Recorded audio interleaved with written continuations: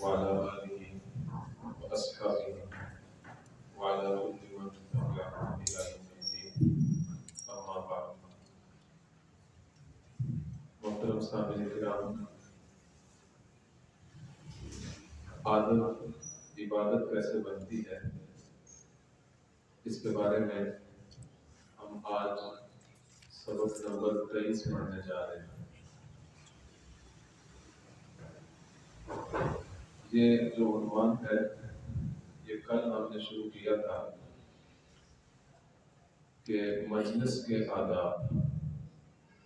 میں نے عرض کیا تھا کہ انسان چاہے کسی بھی خاندان سے، کسی بھی برادری سے، کسی بھی علاقے سے تعلق رکھتا ہے، اس کی عادت ہے کہ کبھی کبھی اسے مجلس میں بیٹھنا پڑتا ہے۔ کبھی ذاتی معاملات کی بنا پر اپنے کسی دوست احباب سے مشورہ کرنے، کبھی خاندانی معاملات میں، کبھی دینی معاملات میں یا دنیاوی کوئی بھی معاملہ ہو، تو اس مجلس کی عادت کو اگر آدمی اپنی مرضی سے، اپنے طور طریقے سے پورا کرے گا تو یہ پھر عادت ہی رہے گی، اس میں کوئی ثواب یا عبادت کا پہلو نہیں پایا جائے گا۔ لیکن اگر ہم اس عمل کو بھی، اس عادت کو بھی عبادت بنانا چاہتے ہیں تو ہمارا دین اسلام ایسا سنہری قیمتی دین ہے کہ ہمیں اس عادت کو بھی عبادت بنانے کا طریقہ بتاتا ہے۔ ان میں سے جو اس کے حقوق اور آداب ہیں ان کا اگر ہم خیال رکھیں تو ہم یہ اپنی عادت کو عبادت بنا سکتے ہیں۔ کل کے سبق میں ہم نے 21 آداب پڑھے تھے، آج ہم 22ویں ادب سے لے کر 35ویں ادب تک پڑھیں گے۔ تو ان میں سے جو 22واں ادب ہے وہ یہ ہے کہ اگر 3 آدمیوں کی مجلس ہو، مجلس میں ہیں ہی 3 آدمی، تو ان میں سے 2 آدمی الگ بیٹھ جائیں اور 1 آدمی کو الگ کر دیں اور دونوں آپس میں چپکے چپکے بات کریں، جس کو سرگوشی کہتے ہیں۔ تو یہ کرنا منع ہے، ایسا نہ کیا جائے۔ اور دیکھیں دین کہاں تک ہمیں تعلیم دے رہا ہے کہ اس طرح کرنے سے تیسرے آدمی کے دل میں خیال گزرے گا کہ شاید یہ میرے بارے میں وہ بات چیت کر رہے ہیں، اس لیے مجھے علیحدہ کر دیا اور خود آپس میں بات شروع کر دیا۔ تو اتنی تکلیف دینا بھی مسلمان کو جائز نہیں۔ تو اس لیے کسی ایک آدمی کو چھوڑ کر 2 آدمیوں کا سرگوشی کرنا یہ آداب مجلس کے خلاف ہے۔ 23واں ادب یہ ہے کہ اگر کہیں 2 آدمیوں کی مجلس ہو رہی ہے، اکٹھے بیٹھے ہیں، کوئی بات چیت کر رہے ہیں، چپکے سے بات کر رہے ہیں، تو تیسرا آدمی آ کر ان کے باتوں پہ کان نہ دھرے کہ یہ کون سی بات کر رہے ہیں، کس موضوع پہ بات کر رہے ہیں، کیا کیا باتیں کہہ رہے ہیں، اس کے بارے میں جاسوسی کرنا، تجسس کرنا یہ منع ہے۔ ان کو اگر علیحدہ بات کرنے کا کوئی موقع ملا ہے تو انہیں بات کرنے دیں، تیسرا آدمی آ کر اس میں خلل انداز نہ۔ 24واں ادب یہ ہے کہ بھری مجلس میں جھگڑا نہیں کرنا چاہیے، شور نہیں کرنا چاہیے، چیخو پکار نہیں کرنی چاہیے، یہ بھی آداب مجلس کے خلاف ہے۔ 25واں ادب یہ ہے کہ مجلس میں بیٹھے ہوئے بہت زیادہ ہنسنا نہیں چاہیے، کیونکہ اس سے آدمی کا وقار ختم ہو جاتا ہے۔ بلا وجہ ضرورت سے زیادہ بہت زیادہ ہنسنا، ایک ہے بقدر ضرورت، کوئی ہنسی کی بات ہو گئی ہے تو اس پہ آدمی ہنس لے، اس میں کوئی ممانعت نہیں ہے، لیکن حد سے زیادہ ہنسی میں مشغول ہو جانا یہ بھی آداب مجلس کے خلاف شمار کیا گیا ہے۔ اسی طرح اس کے بعد ادب یہ ہے 26واں کہ مجلس میں جتنے لوگ بھی شریک ہیں ان میں سے کسی آدمی کو بھی حقیر نہ سمجھیں، کیونکہ سب اللہ کی مخلوق ہے، سب انسان ہیں، سب مسلمان اگر وہاں موجود ہیں تو سارے مسلمان بحیثیت مسلمان برابر ہیں۔ باقی نیک اعمال کسی کے کم ہے کسی کے زیادہ ہے، وہ اللہ کے ہاں مرتبے میں فرق آ سکتا ہے، لیکن ہم کسی مسلمان کو حقیر نہ سمجھیں، اس کی تحقیر نہ کریں، بلکہ اس کو اپنے جیسا ایک مسلمان، اور یہ بلکہ خیال کرنا چاہیے کہ ہو سکتا ہے وہ مجھ سے کہیں زیادہ بہتر ہو، پتہ نہیں کون سا عمل ہے اللہ کے ہاں وہ اتنا مقبول ہو کہ میری سوچ سے بھی زیادہ ہو، تو اس لیے کسی کو حقیر نہ سمجھیں۔ اس کے بعد 27واں ادب یہ ہے کہ جب مجلس میں آدمی بیٹھے تو اہل مجلس کے پاس اگر کوئی چیزیں ہیں، تو مثلا کسی کے پاس گھڑی ہے، کسی کے پاس موبائل ہے، کسی کے پاس کوئی اور چیز ہے، قیمتی چیز ہے، تو ان چیزوں میں طمع اور لالچ نہیں رکھنا چاہیے۔ تو یہ بھی آداب مجلس کے اندر اس کا بھی خیال رکھنا ہے۔ اسی طرح 28واں ادب یہ ہے کہ مجلس کے اندر اپنی بڑائی کو نہیں جتلانا، یہ میں ایسا ہوں، میں ویسا ہوں، میں نے یہ کام کیے، میں اتنا صفات کا مالک ہوں، یعنی اپنی بڑائی کی باتیں نہ کی جائیں، یہ بھی آداب مجلس کے خلاف ہے۔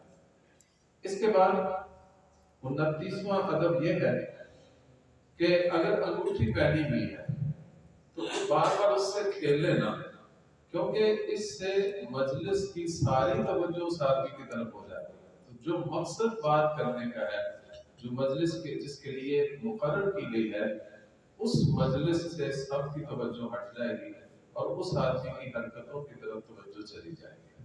تو اس لیے یہ بھی آداب مجلس کے خلاف ہے کہ انگوٹھی وغیرہ سے کھیلنا نہیں چاہیے۔ چابیاں پکڑی ہوئی ہیں، انگوٹھی ہے یا کوئی اور اس کے پاس ایسی چیز ہے کہ بار بار اس کی طرف اپنی توجہ کر رہا ہے، یہ بھی آداب مجلس کے خلاف ہے۔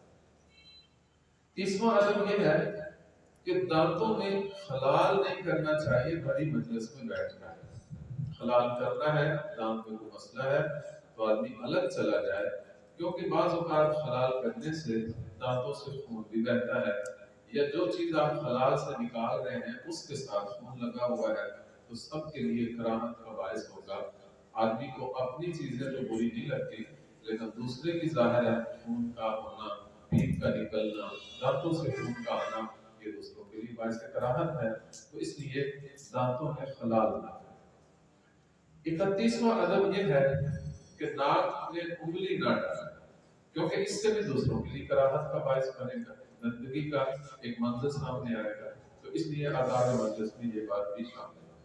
32واں ادب یہ ہے کہ بکثرت انگڑائیاں اور اسی طرح جمائیاں نہ کریں، کیونکہ یہ سستی کی علامت ہے، اور آدمی بار بار جمائی لے گا، بار بار انگڑائی لے گا تو سب کی توجہ اس طرف ہوگی، اور بلکہ اس کو سب لوگ سست سمجھیں گے، اور ہو سکتا ہے کہ اسے کچھ اپنی بات سننی پڑ جائے، کسی سے کچھ ڈانٹ پڑ جائے کہ ہم سب بیٹھے ہیں ایک بات میں غور کرنے کے لیے اور آپ سستی کا مظاہرہ کر رہے ہیں، تو اس لیے ان چیزوں سے گریز کرنا ہے۔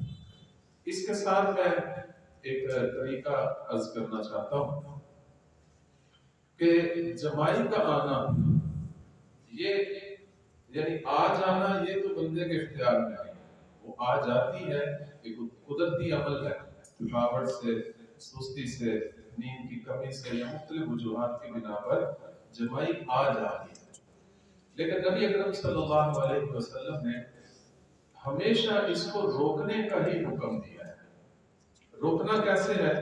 سب سے پہلے تو آدمی جو ہے اس کو دانتوں کو دبا کے روک لے، نہیں رکتی تو نبی اکرم صلی اللہ علیہ وسلم نے تعلیم دی ہے کہ اپنا بایاں ہاتھ آگے منہ کے آگے رکھ لے، تاکہ منہ جب کھلتا ہے اور اندر کا منظر جو ہے سب کے سامنے آتا ہے، خاص طور پر شیطان اس پر بہت ہنستا ہے اور ہا ہا کی آوازیں نہیں نکالنی چاہیے۔ اور اس کے ساتھ ایک طریقہ میرے استاد محترم اللہ تعالیٰ ان کی زندگی میں برکتیں عطا فرمائے، مفتی توفیق عثمانی صاحب زیدہ مجدور نے فرمایا کہ اگر آپ اوپر والا ہونٹ دانتوں کے اندر تھوڑی دیر دبا لیں، ایسے کر لیں، تو آپ کو جمائی وہیں رک جائے، جمائی کا عمل ہی ختم ہو جائے، فوراً جمائی جو ہے، حالانکہ ہم بڑا دانت دباتے بھی ہیں پھر بھی وہ کھل جاتا ہے، لیکن یہ اوپر والا ہونٹ دانتوں میں دباتے ہی فوراً جمائی کی وہ جو کیفیت ہے وہ ختم ہو جائے. اور میں نے بارہا آزمایا ہے، آپ لوگ بھی آزما کے دیکھیے گا. تو یہ جمائی لینا پسندیدہ نہیں ہے، نہ اللہ کو پسند ہے نہ اللہ کے رسول کو پسند ہے. تو اس لیے بہرحال جمائی جو ہے وہ مجلس میں نہیں لینی چاہیے. اسی طرح 23واں ادب یہ ہے کہ جب آدمی مجلس سے واپس جانے لگے تو سلام کہہ کر جائے. جو پاس لوگ ہیں، اگر سارے لوگ متوجہ ہیں، اگر تو وہ مصروف نہیں، پھر میں بات دوبارہ عرض کروں گا کہ اگر کبھی حاجت میں یا شریف حاجت میں لوگ مصروف نہیں ہیں تو پھر تو سب کو سلام اونچی آواز سے کہہ کر جائے السلام علیکم. لیکن اگر لوگ نماز پڑھ رہے ہیں یا یہاں درس ہو رہا ہے، بیان ہو رہا ہے، سبق ہو رہا ہے، قرآن پاک پڑھ رہے ہیں، ذکر کر رہے ہیں، پھر اونچی آواز سے سب کو نہ مخاطب کرے. ہاں اگر اس کے پاس بیٹھا کوئی مخاطب فارغ بیٹھا ہے تو اس کو سلام کر کے جا سکتا ہے. عام طور پر ہم نے دیکھا ہے مساجد کے اندر سارے لوگ سنتیں پڑھ رہے ہوتے ہیں اور ایک آدمی اونچی آواز سے السلام علیکم کہہ کر جا رہا ہے. یہ بات جو ہے وہ سب کی توجہ کو خراب کرنے والی بات ہے. لیکن اگر فارغ بیٹھے ہیں پھر سلام اونچی آواز سے کہیں. اگر سارے مصروف ہیں کبھی حاجت میں یا شریف حاجت میں تو اونچی آواز سے سلام نہیں کہنا چاہیے.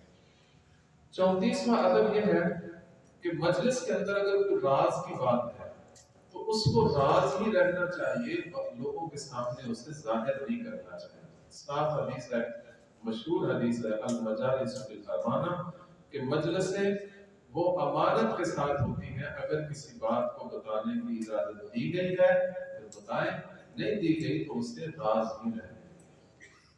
اور 35واں ادب یہ ہے کہ اگر مشترکہ مجلس ہے، ایسی مجلس ہے کہ اس میں مسلمان بھی ہیں غیر مسلم بھی ہیں، تو پھر بھی سلام کہنا چاہیے، لیکن نیت مسلمانوں کی ہونی چاہیے، کفار کی نیت نہیں ہونی چاہیے.